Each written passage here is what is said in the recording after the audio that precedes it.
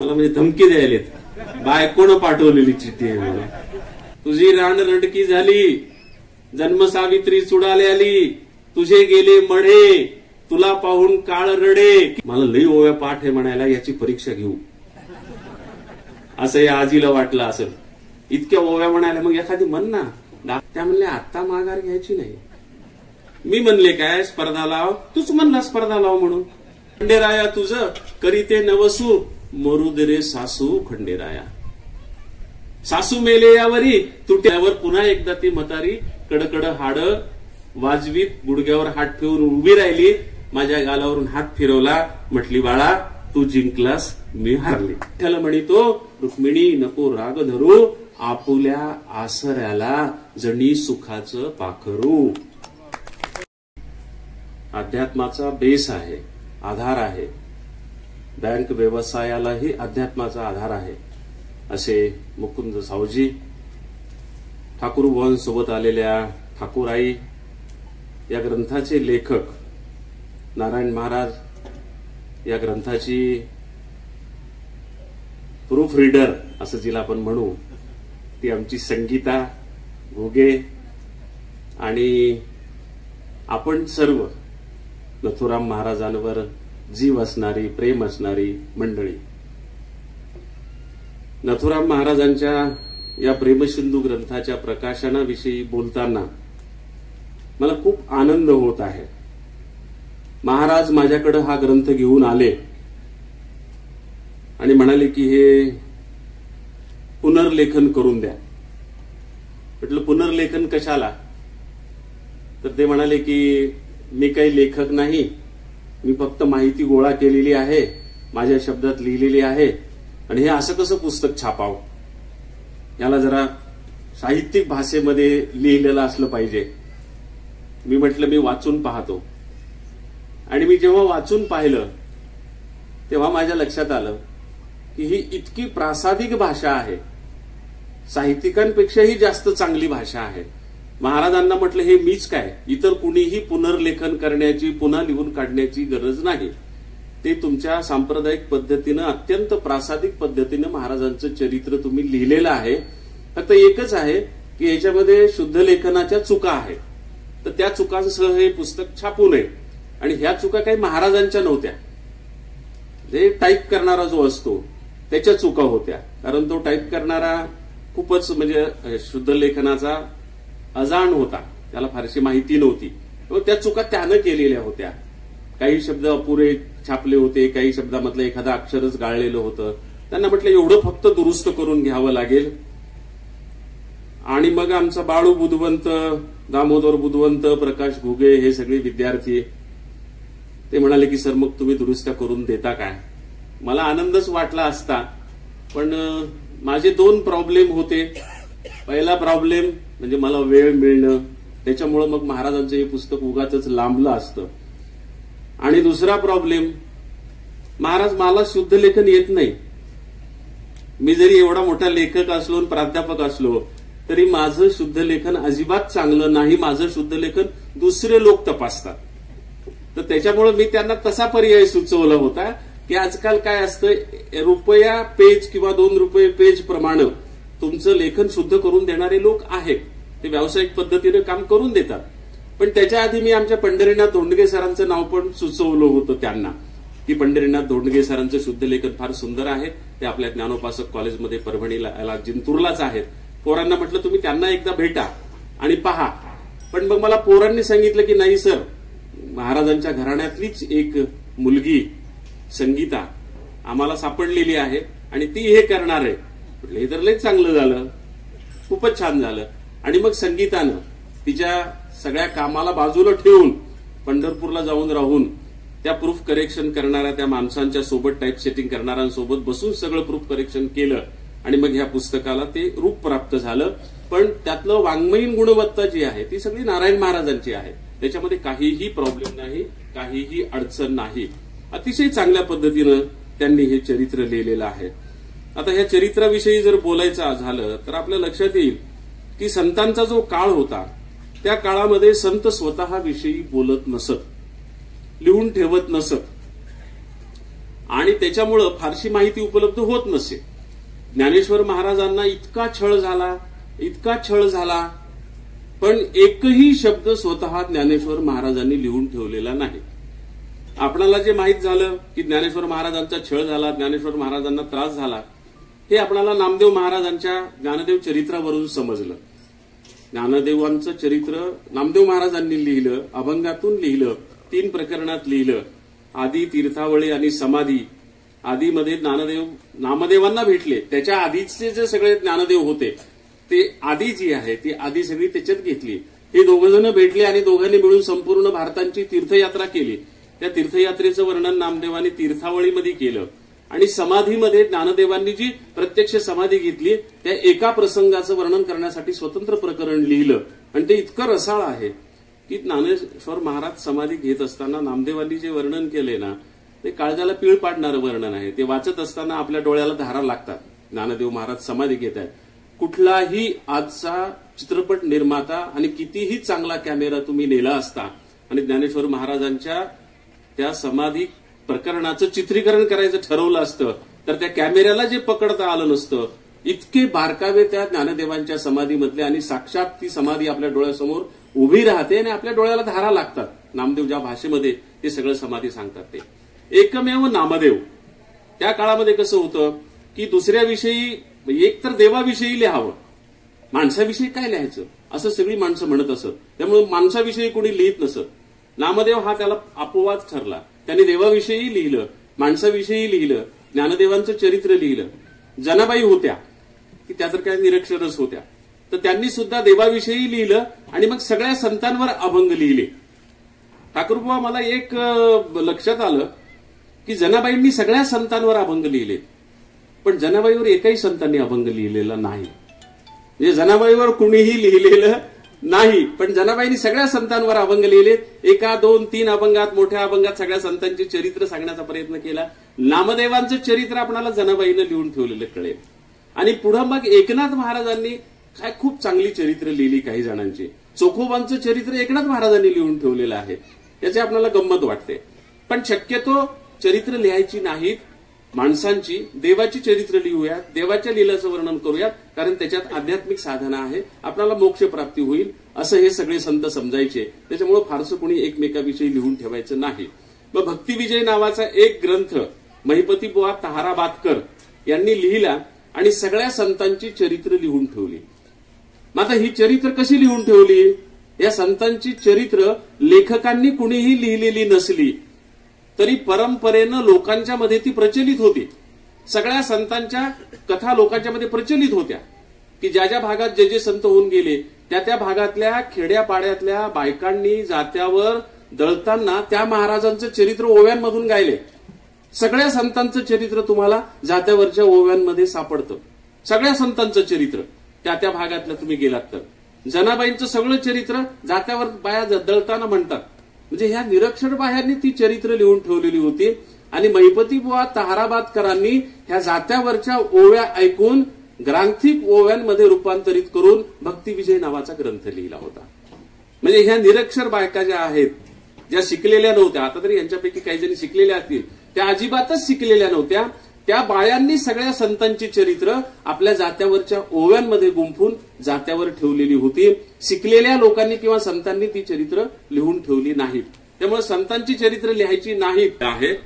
आणि पांगारकरांनी सुद्धा सगळ्या संतांची सांप्रदायिक चरित्र लिहिण्याचा प्रयत्न केलेला होता आणि तोही खूप चांगल्या पद्धतीने लोकांपर्यंत गेलेला होता. पण संतांची चिकित्सक चरित्र सुद्धा हळूहळू लिहायला सुरुवात झाली आणि त्याच्यामध्ये प्रामुख्यानं वासी बेंद्रे यांनी तुकाराम महाराजांच्या चरित्राची 3 पुस्तकं सलग लिहिली. आणि त्याच्यानंतर नर फाटक जे होते त्या फाटकांनी 3ही संतांचं, म्हणजे एकनाथ महाराज, रामदास स्वामी आणि ज्ञानेश्वर, या 3ही संतांचं चिकित्सक चरित्र फार सुंदर पद्धतीनं नर फाटकांनी लिहिलेलं आपल्याला पाहायला मिळतं. त्याच्यामुळे ह्या संतांवरच्या कादंबऱ्याची आज हा व्यवसाय झालेला आहे. संतांवर कादंबऱ्या लिहिणं. पुढे अनेक लोकांनी त्या कादंबऱ्या लिहायला सुरुवात केली. रवींद्र भटांनी सगळ्या संतांवर कादंबऱ्या लिहिल्या. अलीकडे मंजुश्री गोखले सगळ्या संतांवर कादंबऱ्या लिहित आहेत. तो व्यवसायाचा भाग आहे. पण अगदी सुरुवातीच्या काळामध्ये या संतांना लोकांपुढे आणण्याचं हे काम त्या काळामध्ये त्यांनी केलेलं आहे. पण हे जे कादंबरी आहे किंवा हे जे संतांचं चरित्र आहे प्रेमसिंधू, हे प्रेमसिंधू जे महाराजांनी लिहिलेलं आहे, तर मी ह्याला कादंबरीच म्हणेल. कारण त्याच्यामधली वर्णनं जी आहेत ती एवढी रसाळ आहेत, एवढी सुंदर आहेत. आणि नथुर महाराजांचं चरित्र मी आज मुळीच सांगणार नाही. त्याचं कारण असं की मागचा सप्ताह सुरू झाला त्या दिवशीपासून रोज दुपारी महाराजांच्या चरित्र कथनाचा कार्यक्रम होतो आहे. त्यामुळे नथू महाराजांचं चरित्र तुम्हाला सगळ्यांना आता माहीत झालंय. उरलं सुरलं उद्या आणि परवा त्या व्याख्यानमालेमधून माहीत होणार आहे. त्याच्यामुळे त्याविषयी फारसं मी बोलणार नाही. हे जे पुस्तक महाराजांनी लिहिलं त्याविषयी मी बोलणार आहे. आणि खरं तर ज्ञानेश्वर महाराजांनी एकही शब्द कुठल्या संतांविषयी स्वतःविषयी लिहिला नसला तरी ज्ञानेश्वर महाराजांनी ज्ञानेश्वरीमध्ये एक ओवी फार सुंदर लिहून ठेवलेली आहे. ती ओवी या ग्रंथाच्या प्रस्तावनेमध्ये नारायण महाराज तुम्ही टाकलेली आहे. ती ओवी फार सुंदर आहे. आणि ज्ञानेश्वरीचे फार मोठे अभ्यासक ठाकूरबुवा आहेत. म्हणजे ते नुसते सांप्रदायिक नाहीये. ठाकूरबुवांच्या विषयी आता ठाकूरबुवांना भाषणाला उठवताना परिचय करूनच देतील आमचे कुशालराव. पण ठाकूरबुवांनी ज्ञानेश्वरीचं जे शुद्धीकरण केलं रामदास डांगे सरांनी, त्यांच्यासोबत ते सहभागी होते. ज्ञानेश्वरीचं त्यांनी हिंदी रूपांतर केलं. ज्ञानेश्वरी त्यांनी इंग्रजीत सुद्धा रूपांतर केलं. म्हणजे आता इंग्रजीमध्ये त्यांनी ज्ञानेश्वरी आणलेली आहे ठाकूरबुवांनी. म्हणजे हिंदी लोकांपर्यंत, इंग्रजी लोकांपर्यंत हे ग्रंथ लिहिण्याचं काम. आणि आता त्यांनी तुकोबांच्या गाथेचा सुद्धा हिंदी अनुवाद संपूर्ण केलेला आहे, जो अजून प्रकाशित झाला नाही. आणि इंग्रजी अनुवाद सुद्धा करत आणलेला आहे, तो पुढे प्रकाशित होईल. तर एवढा मोठा अधिकारी माणूस इथं बसलेला आहे. तेही त्याच्या भाषणामध्ये या संदर्भात बोलतीलच. पण ज्ञानेश्वरीमधली जी ओवी महाराजांनी उल्लेख केलेली आहे की तैसे हारपले आपण पी पावे, तै संता ते पाहता गिवसावे, म्हणून वानावे ऐकावे तेची सदा. ज्ञानेश्वरी मधली ही ओवी आहे. कुरेकर महाराजांच्या पुस्तकातून, त्या कुरेकर महाराजांच्या अभिप्रायामधून मी ती घेतलेली आहे. तुमच्या ग्रंथासाठी जो अभिप्राय तुम्ही घेतला तो की तैसे हारपले आपण पी पावे, जे आपलं हरवलेलं आहे ते स्वतः सापडवायचं असेल, मिळवायचं असेल तर ते संता ते पाहता गिवसावे. ते हरवलेलं संताकडे पाहून तुम्हाला सापडू शकतं, गवसू शकतं. जुन्या काळामध्ये गिवसने असा शब्द होता, तोच आपण आपल्या भाषेमध्ये गवसने असा केला. म्हणून वानावे ऐकावे. त्याच्यामुळं आपण स्वतःच्या तोंडून सुद्धा संतांची वर्णनं करावीत आणि दुसऱ्यांनी केलेली ऐकावीत सुद्धा. म्हणून वानावे ऐकावे तेची सदा. म्हणून संतांची चरित्र नेहमी ऐकली पाहिजेत आणि आपण सुद्धा दुसऱ्याला सांगितली पाहिजेत, असं त्या ओवीमध्ये त्यांनी सांगितलेलं आहे. आणि ही ओवी आधार घेऊन महाराजांनी प्रेमसिंधू ग्रंथ लिहिलेला आहे, असं त्यांनी स्वतः त्यांच्या या ग्रंथामध्ये सांगितलेलं आहे. महाराजांनी असं म्हटलेलं आहे की अंतरंग चरित्राच्या अपुऱ्या साधनावर हा ग्रंथ आधारित आहे. पण अपुऱ्या साधनावर नारायण महाराजांनी मात केलेली आहे. खूप चांगल्या पद्धतीनं त्यांनी माहिती गोळा केलेली आहे, जास्तीत जास्त माहिती गोळा केलेली आहे. आता माहिती तर तुम्ही आणखी किती गोळा कराल तर ती आणखी गोळा होत राहील. सगळी गोळा करणं शक्य सुद्धा होणार नाही. इतकी माहिती महाराजांविषयी लोक तुम्हाला सांगत राहतील. म्हणजे आज एक दोघांनी सांगितलं की मी फेसबुकला आज पोस्ट टाकली म्हणून महाराजांच्या विषयी, या ग्रंथाविषयी. अनेक लोकांनी त्याच्या खाली कॉमेंट्स केलेले आहेत. त्याच्यापैकी आमचा विद्यार्थी अरुण चव्हाण याने इतका सुंदर कॉमेंट, म्हणजे त्याची ती नोंद कॉमेंट नाहीये, तो एक स्वतंत्र लेखच आहे. पुन्हा त्यांनी महाराजांच्या आठवणी सांगितल्या की आपण आपल्या मामासोबत महाराजांच्याकडे लहानपणी कसे जायचो, आपल्या मामांचा महाराजांवर किती विश्वास होता, आणि आपल्या मामांच्या निधनानंतर महाराजांनी दिंडीच्या पालखीमध्ये आपल्या मामाचा आणि मामीचा फोटो कसा ठेवला होता इतर संतांच्या बरोबरीनं. ती आठवण त्यांनी लिहिलेली आहे. अशा आठवणी अनेकांनी, एक दोघा जणांनी सांगितलं की आम्ही इतके भाग्यवान आहोत की आम्ही महाराजांच्या, नथुराम महाराजांच्या कीर्तनामध्ये मृदंगाची साथ केलेली आहे. अशा पण एक दोन लोकांनी कॉमेंट्स केलेले आहेत की आम्ही कीर्तनाची महाराजांना साथ केलेली आहे. आपल्या सकाळचे फोटोग्राफर योगेश गौतम म्हणून आहेत सकाळ पेपरचे, त्यांनी सांगितलं की मी महाराजांच्या अंगा खांद्यावर जिंतूरला असताना खेळलेलो आहे. मग अशा आठवणी अनेक लोक सांगतील. आणि मग मी हे सांगितल्यानंतर महाराजांनी सांगितलं की आता एक एक जण इथं आल्यानंतर पुन्हा महाराजांच्या वेगवेगळ्या आठवणी सांगतायत. तर म्हटलं करा संकलन पुन्हा एकदा दुसरी आवृत्ती काढताना तुम्हाला त्यांचा समावेश करता येईल. काही नवीन गोष्टी आल्या महाराजांविषयी, आणखी इथं बसलेल्या सुद्धा बाया तुम्हाला सांगू शकतील, बसलेले पुरुष सुद्धा तुम्हाला सांगू शकतील. आणि महाराज, मला खात्री आहे की जात्यावरच्या ओव्यांच्या मध्ये नथुराम महाराजावर नक्की ओव्या लिहिल्या गेल्या असल्या पाहिजेत. तर तुम्ही विचारा जुन्या बायांना की नथुराम महाराजावर काही ओव्या लिहिलेल्या आहेत काय. कारण जवळजवळ 70-80 वर्षापूर्वी नागो नांदापूरकरांनी जी लोकगीतं संकलित केली, बरोबर आहे ना, जी लोकगीतं संकलित केली, मराठीचे माहेर, मराठीचे मोहर, असे 3 खंड आहेत ते. त्या 3 खंडामध्ये एका खंडामध्ये बरं का नारायण महाराज भगवान महाराजांवरच्या ओव्या आहेत. ही कधीची गोष्ट आहे? 70-80 वर्षापूर्वीची गोष्ट आहे. नागो नांदापूरकरांनी, त्यांची पण शताब्दी होऊन गेली, त्यांनी त्यांच्या तरुणपणामध्ये त्या ओव्या गोळा केल्या आहेत. त्याच्यामध्ये भगवान महाराजांचं चरित्र जात्यावर बायकांनी सांगितलेलं आहे आणि ते इतकं सुंदर आहे, इतकं काव्यात्मक आहे की हा एक मार्ग तुम्ही हाताळायला हरकत नाही. जमा झालेल्या बाया किंवा खेड्यापाड्यातल्या जुन्या बायांना विचारा की जात्यावर तुम्ही नथुराम महाराजांच्या ओव्या म्हणत होतात काय. आता जाती राहिली नाही, दळण्याची गरज राहिली नाही, ओव्या म्हणायची गरज राहिली नाही. नव्या पिढ्यांना तर त्याची अजिबातच गरज नाही. पण मला जात्यावरच्या ओव्या लई पाठ आहेत. खुशालरावांनी सांगितलं ना, जात्यावरच्या मला ओव्या लई पाठ आहेत. किती पाठ आहेत? ही एखादी म्हणून दाखवा. मग काय होईल? नथुराम महाराजावर बोलायचंय तर मग ते जात्यावरच्या ओव्यावर बोलणं होईल ना. आपण या चरित्राला दिला पाहिजे न्याय. आजी तुम्ही म्हणलं एखादी म्हणा. मला काय वाटलं माहितीये काय, मला लई ओव्या पाठ आहे म्हणायला, याची परीक्षा घेऊ असं या आजीला वाटलं असेल. इतक्या ओव्या म्हणायला मग एखादी म्हण ना, दाखव ना एखादी म्हणून. खरंच तुला ओवी पाठ आहे का? बरोबर आहे ना, परीक्षा घ्यायची ना माझी. ऐकावं वाटायला मना म्हणाल्या त्या. आमच्या खुशालरावांनी त्याचा संदर्भ सांगितलेला होता. पण कसं आहे माहितीये का, मला आता ते भगवान महाराजांच्या ओव्या आठवल्या असत्या ना, तर त्या आठवत नाहीयेत मला आता, कारण त्या पुस्तकातल्या आहेत. मी लहानपणी ऐकलेल्या नाहीत. मी लहानपणी ऐकलेल्या ओव्या मला पाठ आहेत. भगवान बाबांच्या ओव्या पुस्तकातल्या आहेत. पण इतके सुंदर वर्णन आहे भगवान बाबांचं.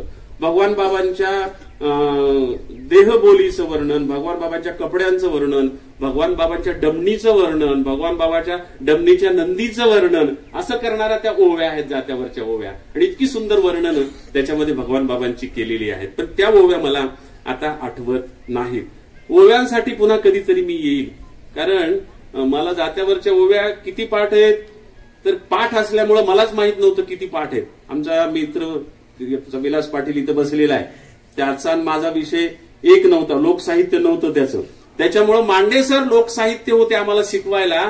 आणि वर्गात मांडे सरांनी विचारलं ना की इंग्रजीत एखाद्या अशा अर्थाची ओवी म्हण, तर मी उठून तशा अर्थाच्या 10 ओव्या म्हणून दाखवायचो. ते मला म्हणायचे एक ओवी म्हण म्हटलं तर तू 10 ओव्या म्हणतोस, तुला किती ओव्या पाठ आहेत? तर म्हटलं सर पाठ आहेत, त्याच्यामुळे किती आहेत ते माहित नाहीत, कशा मोजाव पाठ असलेल्या. त्यांच्या टेबलवर 200 पानाचं रजिस्टर पडलेलं होतं. ते मला म्हणले हे घेऊन जाय आणि तुला पाठ असलेल्या ओव्या लिही. मग मी ते रजिस्टर घेऊन आलो. आंबेडकर विद्यापीठामध्ये वसतिगृह क्रमांक 1 खोली क्रमांक 93 होती माझी. त्या खोलीवर गेलो आणि मी माझ्या पाठ असलेल्या ओव्या लिहित बसलो. एक दिवस संपला माझी कामधामं करत करत. मग रात्री पुन्हा लिहित बसलो. रात्र संपली. दुसऱ्या दिवशी पुन्हा दिवस संपला कामधामं करत करत ओव्या लिहित लिहित. दुसरी रात्र संपली. तिसरा दिवस संपला. तिसरी रात्र संपली. रजिस्टर संपून गेलं तिसऱ्या दिवशी. मग चौथ्या दिवशी रजिस्टर मांडे सरांच्या हातात नेऊन दिलं. 5व्या दिवशी वर्गात मांडे सरांनी विचारलं माहितीये का इंद्रजीत तुला किती ओव्या पाठ आहेत? म्हटलं सर माझा वेळ सगळा लिहिण्यात गेला. ते म्हणले माझी रात्र सगळी मोजण्यात गेली. म्हणाले तुला किती ओव्या पाठ आहेत? म्हटलं किती ओव्या पाठ आहेत? ते म्हणले तुला जात्यावरच्या 2000 ओव्या पाठ आहेत. जात्यावरच्या 2000 ओव्या पाठ आहेत. त्यांना म्हटलं तुमचं रजिस्टर संपलं म्हणून मी थांबलो, मला आणखी ओव्या पाठ आहेत. तुम्ही जर दुसरं रजिस्टर लिहून दिलं तर मी पुन्हा ओव्या लिहून देतो. त्यामुळे इतक्या ओव्या पाठ आहेत. असंच आजी त्या सेवागिरी नावाचं संस्थान आहे पुसेगावला, सातारा जिल्ह्यामध्ये.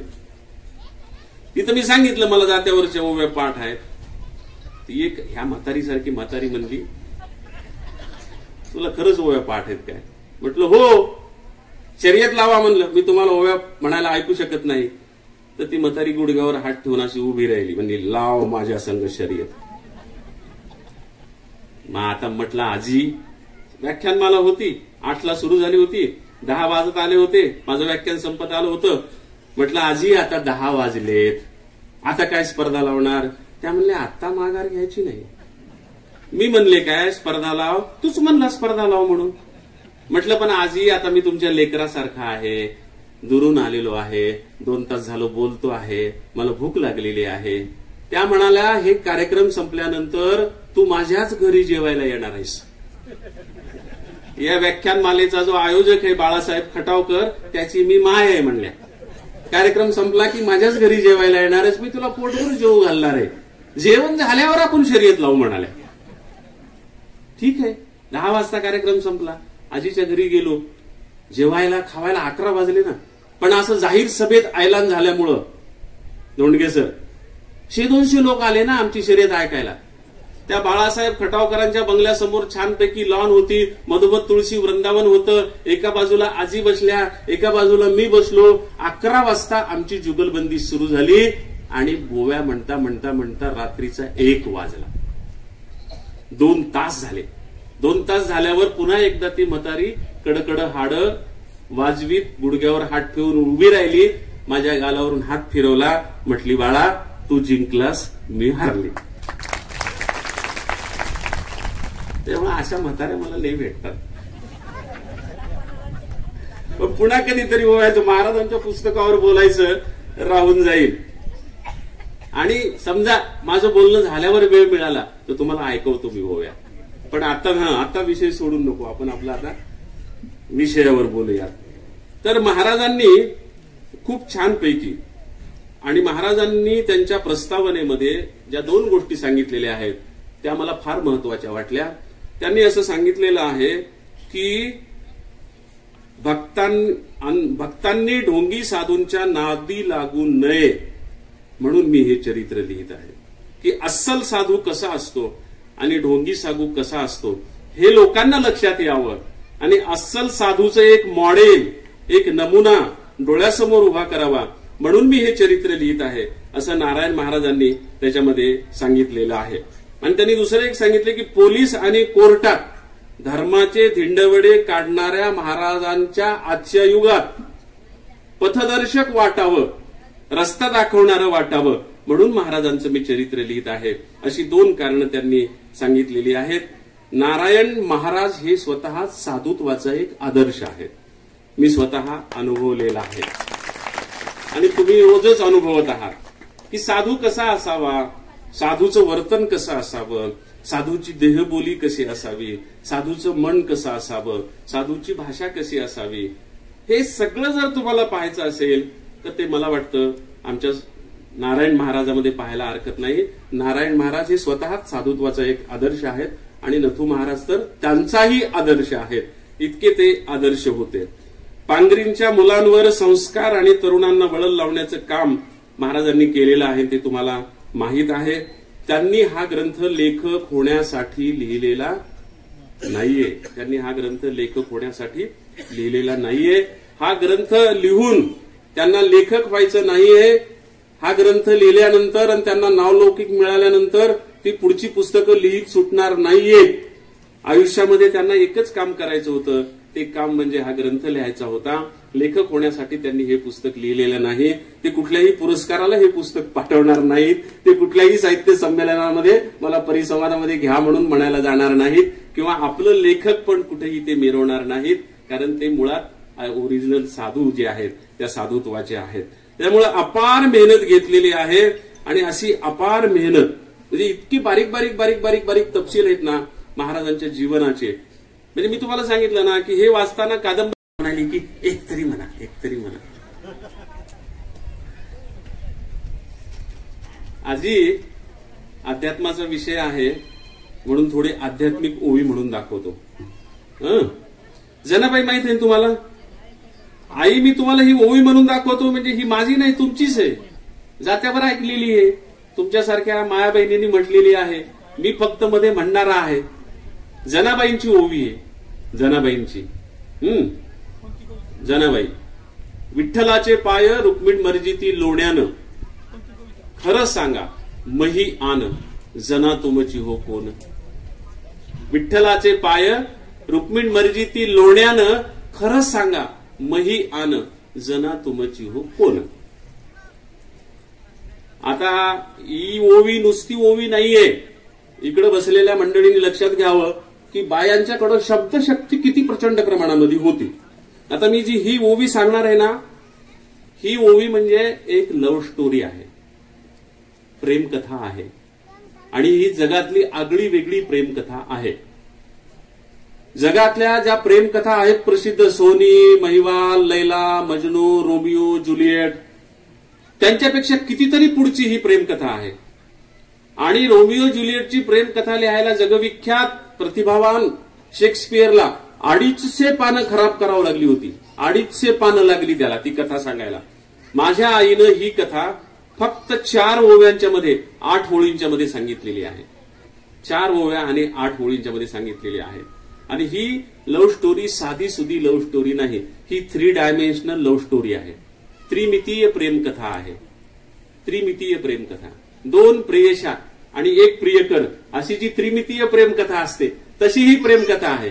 आणि पोरांना सांगताना तर मी फार मजेशीर सांगत असतो कॉलेजमध्ये वगैरे, पण तुम्हाला एवढंच सांगतो की विठ्ठलाचे पाय रुक्मिण मर्जीती लोण्यानं, देव सगळ्या भक्तांची संकट हरण करायला गेलेला असतो, त्याच्यामुळे थकून भागून संध्याकाळी घरी आलेला असतो. तर विठ्ठलाचे पाय रुक्मिण मर्जीती लोण्यानं, तर लोणी लावून त्याचे पाय रुक्मिणी चोळून देते आहे. विठ्ठलाचे पाय रुक्मिण मर्जीती लोण्यानं. पण पुढचं जास्त महत्वाचं आहे, खरं सांगा मही आन जना तुमची हो कोण. म्हणजे ज्यांनी विठ्ठलाकडून गुपित काढून घ्यायचे ते काढून घेण्यासाठी, म्हणजे देवाचे पाय दुखतायत म्हणून लोणी लावायली का देवाच्या काळजातलं काढून घ्यायचे म्हणून लोणी लावायली, असा प्रश्न पडावा असं रुक्मिणी विचारते. खरं सांगा, खरं सांगा म्हणते देवाला, बरं काय. आणि खरं सांगा म्हणून थांबत नाही. तिला माहित आहे याला खरं सांगा म्हणलं तरी हे खोटं बोलते. म्हणजे आपण कुणाला म्हणतो खरं सांग, आपण जेव्हा आपला मित्र खोटं बोलतो त्याला म्हणतो ए खोटं बोलायचं नाही, खरं सांग.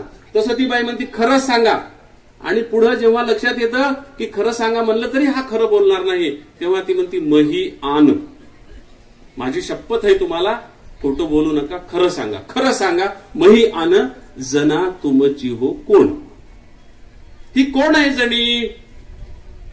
तिथं त्या 16 सहस्र नारींच्या मधून माझ्याकडे ढुंकून पाहायला तुम्हाला वेळ नव्हता म्हणून रुसून मी इथं दिंडीरवनात येऊन बसले. तर या दिंडीरवनामध्ये तुम्ही माझ्या पाठीमागे आलात, इथं येऊन मला आश्वासन दिलं की इथून पुढे मी कोणाही बाईकडे ढुंकून पाहणार नाही. आणि गेल्या काही दिवसापासून तुमचं चलिन तर बिघडलेलं दिसायलंय. बाजारातून साड्यांचा ढीग आणता, माझ्या समोर टाकता, चांगली साडी पाहून उचलली की तुम्ही म्हणता तुझ्यासाठी नाही रुक्मिणीसाठी आणली आहे, जनीसाठी आणलेली आहे. मी पुरणाच्या पोळ्यांचा स्वयंपाक करते, 5 पोळ्या तुमच्या ताटात ठेवते, माझा डोळा चुकून 2 पोळ्या तुम्ही शेल्यात बांधून ठेवता. कुणासाठी म्हटलं की जनीसाठी म्हणता. ही कोण आली जनी आपल्या संसारात विष कालवायला. विठ्ठलाचे पाय रुक्मिण मर्जीती लोण्यानं, खरं सांगा मही आन जना तुमची हो कोण. आणि अंधारात चोर पकडावा तशा पद्धतीनं विठ्ठलाची मान पकडल्यावर रुक्मिणीनं, विठ्ठल एकदम सावध झालेला आहे आणि मस्त उत्तर देतो आहे. विठ्ठल म्हणतो रुक्मिणी नको राग धरू. विठ्ठल म्हणतो रुक्मिणी नको राग धरू, आपुल्या आसऱ्याला जणी सुखाचं पाखरू. माय मेली बाप मेला आता सांभाळी विठ्ठला असं म्हणत म्हणत त्या गंगाखेडवरून निघालेले हे अर्धीस परदीस लेकरू इथं वाळवंटात टाकून कुणीतरी गेलं होतं. नामदेवाच्या बापाला सापडलं, त्यानं उचलून आणलं. नामदेवाबरोबर आपल्या कुटुंबाला त्यानं लढा लावला. त्या जनीविषयी तू अशी कशी काय शंका घेते. रुक्मिणीच्या लक्षात आलं देवानं सगळे पुढद बरोबर मांडून ठेवलेले आहे. खोटं बोलू नको म्हणलं तरी खोटं बोलला, आण घातली तरी खोटं बोलला. मग जनी म्हणते, रुक्मिणी म्हणते देवा तुम्हा लाज थोडी. आपण आपला देव आहे पण ते एकमेकाचे नवरा बायको आहेत, एकांतामध्ये आहेत, त्याच्यामुळे ते काय नवरा बायको सारखंच बोलत असणार. रुक्मिणी म्हणते देवा तुम्हा लाज थोडी. काही नाही म्हणता जनीचा माझा संबंध. रुक्मिणी म्हणते देवा तुम्हा लाज थोडी, मग गादी फुलांची सोडून वाकळाची काय गोडी. मी इथं घरी फुलांच्या गाद्या अंतरते, तुम्ही तिकडे गोधड्यावर झोपायला जाता. याचं काय कारण? आणि तरी संबंध नाही म्हणता.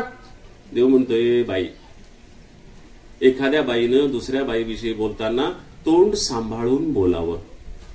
तिची एकदा समाजात बदनामी झाली तर तिला तोंड समोर करून चालता येत नाही.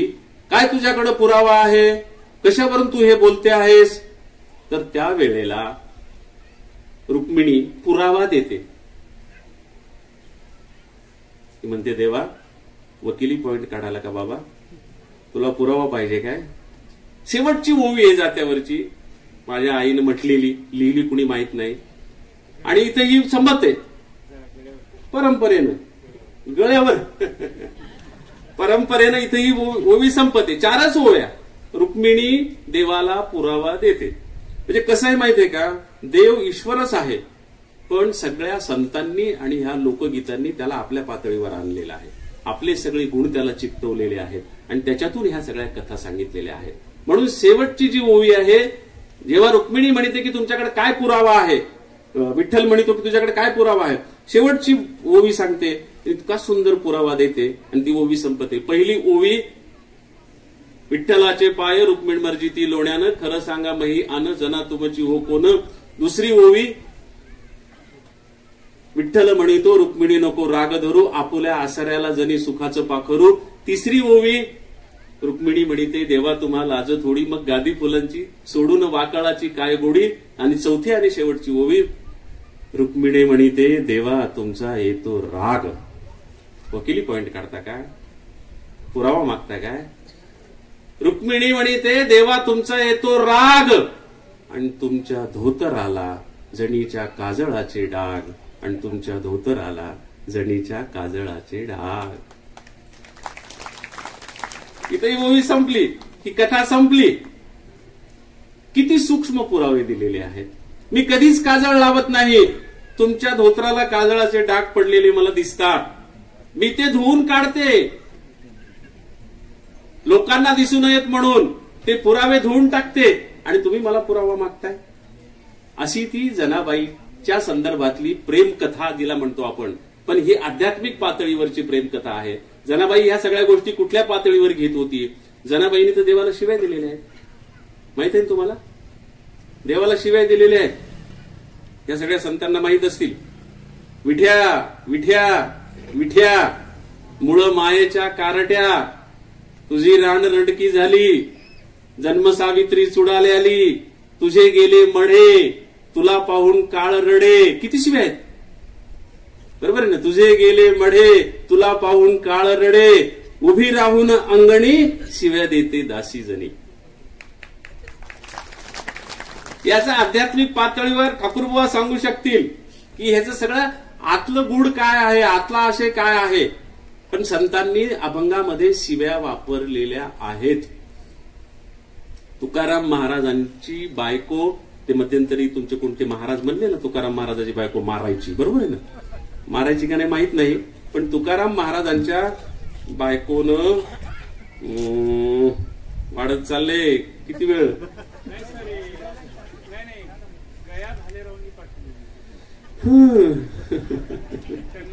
म्हणजे मला म्हणजे धमकी द्यायलेत, बायकोनं पाठवलेली चिठ्ठी आहे मला. असे वे बायका असल्यामुळं. हा, तर तुकाराम महाराजांची बायको तुकाराम महाराजाला शिव्या देत होती हे खरंय, आणि हे तुकाराम महाराजांनी अभंगात लिहून ठेवलेले. बायकोनं तुकाराम महाराजाला दिलेल्या सगळ्या शिव्या तुकाराम महाराजांनी अभंगात लिहून ठेवल्या आणि शेवटी लिहिले त्या अभंगाच्या, तुका म्हणे बरे केले. ते बायकोला म्हणतात, बाई मला तू इतक्या शिव्या दिल्यास ना, फार चांगलं झालं. म्हणजे तुकाराम महाराज बायकोला शिव्या दिल्यावर म्हणतात, बरं अरे वा वा, फार चांगल्या शिव्या दिल्या बरं, तू फार चांगलं झालं. तुका म्हणे बरे केले, घे गे बाईले लिहिले. तू दिलेल्या सगळ्या शिव्या अभंगात मी लिहून ठेवल्या, असं सुद्धा तुकाराम महाराजांनी त्या अभंगाच्या शेवटी म्हटलेलं आहे. अर्थातच या सगळ्याचे आध्यात्मिक अर्थ वेगळे असतात. हे सगळं वरवर सांगायचं असते, त्याच्या पाठीमागचा आध्यात्मिक अर्थ सखोल असतो, गुढ असतो. कीर्तनात समोर बसलेल्या माणसाला थोडं हसवण्यासाठी, थोडं रंगवण्यासाठी. जनाबाईने हे किती केलेलं आहे. खंडेराया तुझं करीते नवसू, मरू दे रे सासू खंडेराया. सासू मेले यावरी तुटेला आसारा, मरू दे सासरा खंडेराया. सासरा मेले यावरी होईल आनंद, मरू दे ननंद खंडेराया. सगळेच मरू दे ना. ननंद मेले यावरी होईल मोकळी, गळा घालीन झुळी भंडाराची. जनी म्हणे देवा सगळेच मरू दे, एकटीच राहू दे पायापाशी. लोकांना तात्पुरतं हसवायचं, पण हे कोण आहेत? सासू सासरे दीर जावा नंदा, हे आपल्यामधले षडविकार आहेत. जनाबाई म्हणते देवा हे सगळे जाऊ दे आणि माझा निखळ निखळ कोरा शुद्ध शुद्ध आत्मा तुझ्या पायाशी राहू दे. जनी म्हणे देवा सगळेच मरू दे, एकटीच राहू दे पायापाशी. हे सगळे दुर्गुण आहेत, ते सगळे जाऊ दे, मला एकटीला पायाशी राहू दे. असे हे विनोद जे आहेत, शिव्या ज्या आहेत, त्यांचे वेगळे गर्भितार्थ आहेत. त्याच्याविषयी वेगळं स्वतंत्रपणे ठाकूरबुवा बोलतील, त्यांना वाटलं तर अर्थात. त्यामुळे जात्यावरच्या ओव्या हा न संपणारा विषय आहे. आता खात्री पटली ना मला ओव्या पाठ आहेत म्हणून? पटली ना का अजून संशय आहे?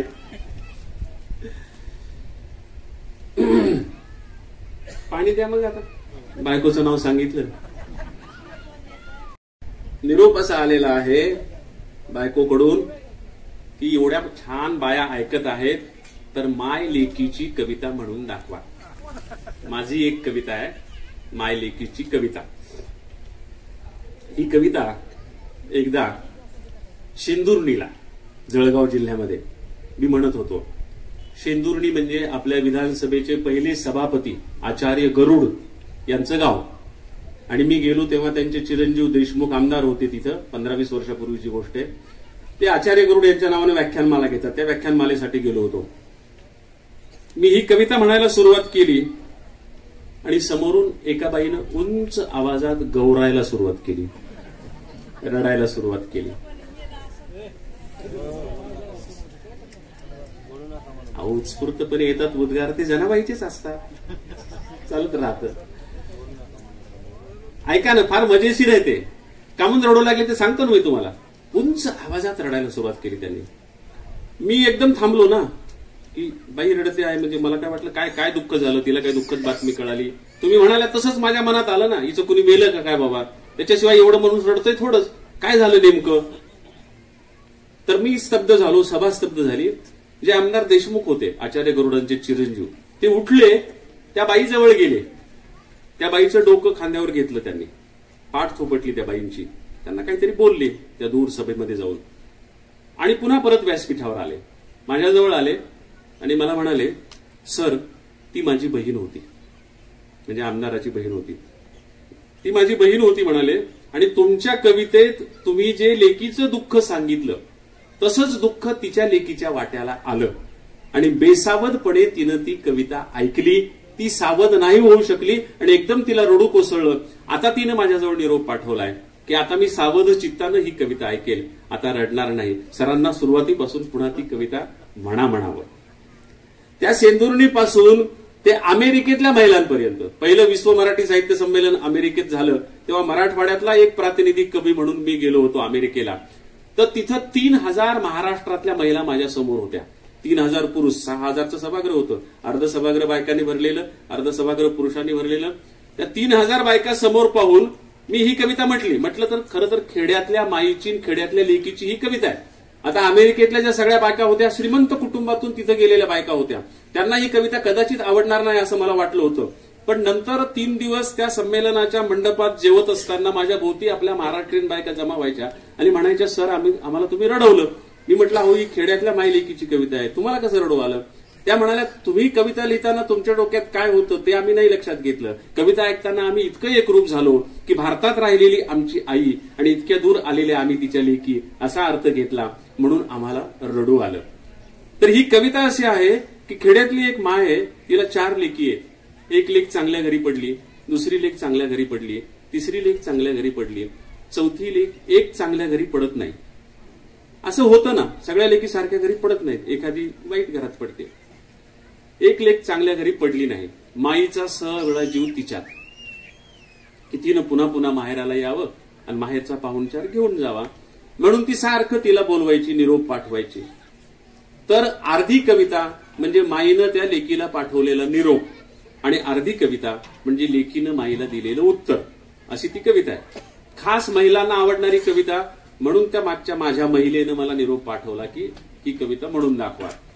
तर जी खेड्यातली ती जी माय आहे ती आपल्या लेकीला निमंत्रण पाठवते. उभ्या उभ्या आड रातर येऊन जाय ग लेकी. ह्या कवितेमधल्या काही शब्दांचा अर्थ मला बाहेर नक्की सांगावा लागतो, पण परभणी जिल्ह्यात मला ते सांगायची गरज पडू नये, कारण सगळे आपले खेड्यातले शब्द आहेत. उभ्या उभ्या आड रातर येऊन जाय ग लेकी, तिथं आता सुरू असल उन्हाचा कहार, इथं आता पिकली ग आंबेराई फार. तिथं आता सुरू असल उन्हाचा कहार, इथं आता पिकली ग आंबेराई फार. रसाळीचे 4 आंबे खाऊन जाय ग लेकी, उभ्या उभ्या आड रातर येऊन जाय ग लेकी. विहिनीच्या टोमण्यानं कान किटला असल, रोज रोज चटणी भाकर जीव इटला असल. विहिनीच्या टोमण्यानं कान किटला असल, रोज रोज चटणी भाकर जीव इटला असल. तुपासंग पुरणपोळी खाऊन जाय ग लेकी, उभ्या उभ्या आड रातर येऊन जाय ग लेकी. रातंदिस काम तुला इसाबाबी नसल, रातंदिस काम तुला इसाबाबी नसल. लंबे लंबे बाल तुहे गुत्ता झाला असल. रातंदिस काम तुला इसाबाबी नसल, लंबे लंबे बाल तुहे गुत्ता झाला असल. मायेच्या हातानं न्हावून जाय ग लेकी, उभ्या उभ्या आड रातर येऊन जाय ग लेकी. संग मंग गुज बोलू रात जागून काढू, संग मंग गुज बोलू रात जागून काढू. आनंदानं हसू दोघी आनंदानं रडू. संग मंग गुज बोलू रात जागून काढू, आनंदानं हसू दोघी आनंदानं रडू. सकुनाचा हिरवा चुडा लेवून जाय ग लेकी, उभ्या उभ्या आड रातर येऊन जाय ग लेकी, उभ्या उभ्या आड रातर येऊन जाय ग लेकी, उभ्या उभ्या आड रातर येऊन जाय ग लेकी. आता हे माईनं पाठवलेलं निमंत्रण लेकीला मिळाले, पण लेक धावत पळत येत नाही. लेकीचा रुसवा आहे माईवर.